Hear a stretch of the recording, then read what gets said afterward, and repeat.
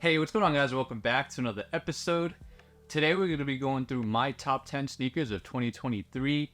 Now keep in mind, a lot of these shoes are shoes that I personally liked and was personally able to buy.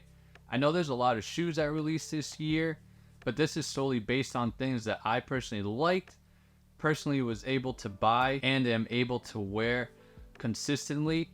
I know there's a lot of hype stuff that I reviewed this year, a lot of limited stuff.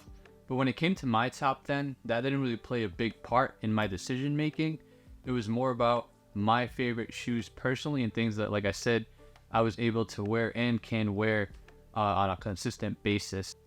So with that being said, let's get into the shoes, guys. I'm going to kind of run through these real quick so I don't really bore you guys. But let's get started with the number 10 pick. At number 10, we have the Kyler Murray Nike Dunk Low B1 of 1. Now, I know dunks have kind of saturated the market as of late, tons of colorways available, but to me, this one definitely stood out with the quality of the materials and the colorway itself. Just an overall clean looking shoe in my opinion. One that to me was definitely heavily slept on, but one that I think will definitely pop up in the near future as a must have for a lot of people. At number 9, we have the Air Jordan 1 Low OG elephant print.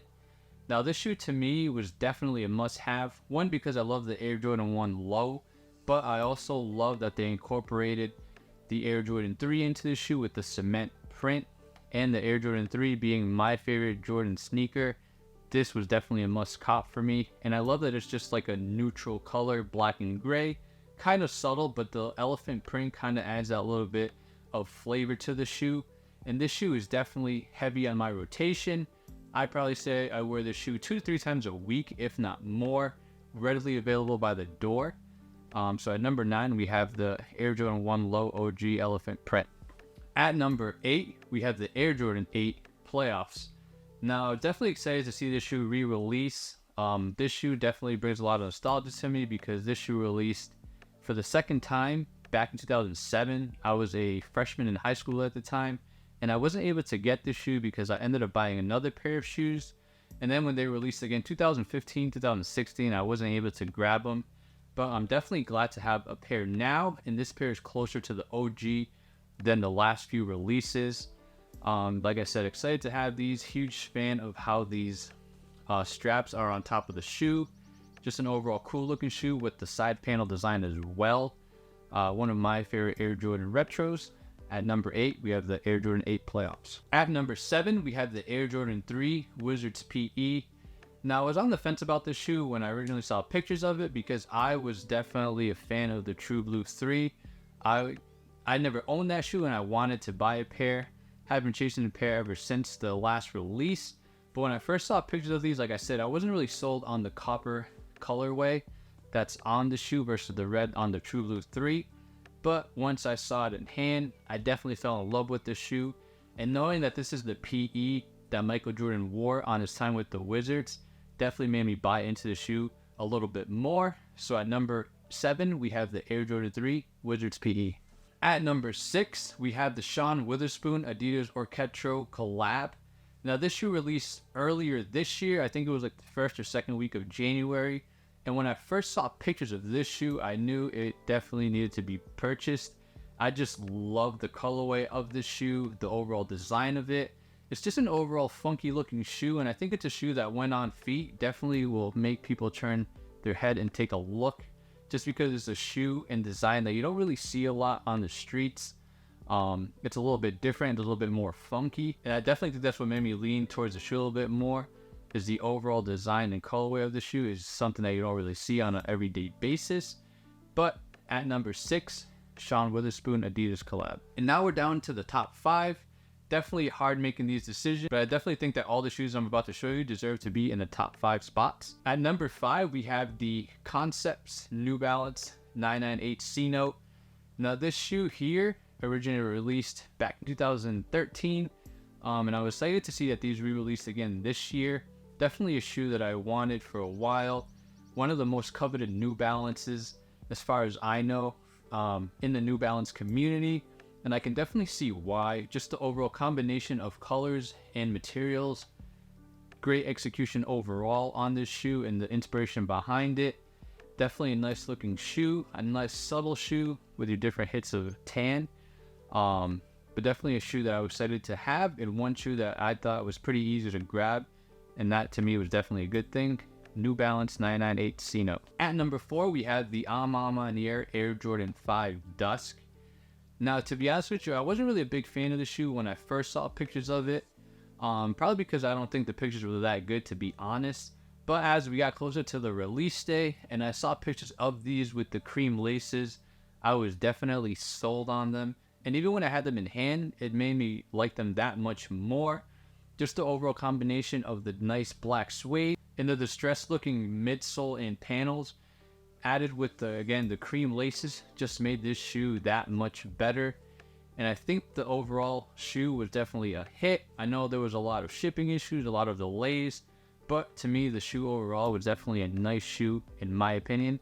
Air Jordan 5 Dusk. At number 3, and this shoe would have been placed higher had I not got the shoe I'm about to show you after this, we have the J Balvin Air Jordan 3 Medine Sunset. Now, seeing images of this shoe originally, I knew from the get-go that this was a must-have for me. Seeing that nice cream leather on the upper combined with that gradient midsole, I definitely fell in love with the shoe. I know a lot of people weren't a big fan of his previous collab, which was the Air Jordan 2, but I think that had more to do with the Jordan model that they used more than the actual collab itself. Jordan 2 isn't really a big hit amongst sneakerheads, but being an Air Jordan 3 and the quality that they use of materials made this shoe that much better. I think this is what a good collaboration amongst brands and people look like. And seeing that they added the J Balvin branding throughout the shoe as well made this shoe that much better. But at number 3, we have the J Balvin Medine Sunset Jordan 3. And now to the top 2. At number 2, we have the Nike Kobe 6 Protro Reverse Grinch. Now, like I said, this shoe wasn't originally going to be on my list because I wasn't able to buy it on release day. Luckily, I had someone assist me in securing a pair, and so here we are at number 2. Definitely love this shoe a lot. Love the loudness of it. And being a huge Kobe fan, watching him growing up, and watching the basketball games that happened on Christmas Day, part of it was obviously to see the footwear that they were wearing on Christmas Day. And even though this wasn't a pair that he wore, having the original Grinches, I definitely wanted to add this pair so I could complete the set. But just an overall great shoe, guys. Nike Kobe 6 Reverse Grinch. And last but not least, at number 1, we have the Air Jordan 3 Reimagined White Cement. Now, this is a shoe that I've been chasing for quite a while now. I know there's been previous releases of this shoe as well, which I wasn't able to attain. But when I saw that these were going to be releasing this year, I knew that I was going to try my best to secure a pair.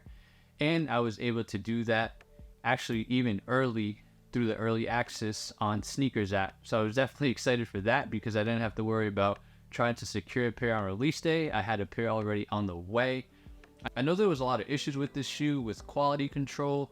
A lot of people's pairs didn't look the same on the left and the right shoe. Cement print was a little bit wonky on some pairs. Luckily on my pair, I had no issues with them at all. They look good. And like I said, I was definitely happy to secure my pair finally because this is definitely one of my top 5 sneakers overall. My favorite sneakers overall of all time. My number 1 is the Black Cement 3, but I definitely think that this one is the top 5 shoe as well. And yeah, that's pretty much it for this, guys. Like I said, just want to show you guys my top 10 sneakers of 2023. Let me know what your top 10 sneakers are of this year. I know there was a lot of good shoes that came out. A lot of shoes that I probably would have had on this list had I been able to buy them. Unfortunately, that wasn't the case. So these are my top 10 shoes based on things that I was able to grab. Let me know what your top 10 are again. And let me know what shoes I should have maybe added to my list or maybe taken off my list. Definitely happy and excited to hear about that as well. And this is the last video of 2023, guys. So I hope everyone had a good Christmas.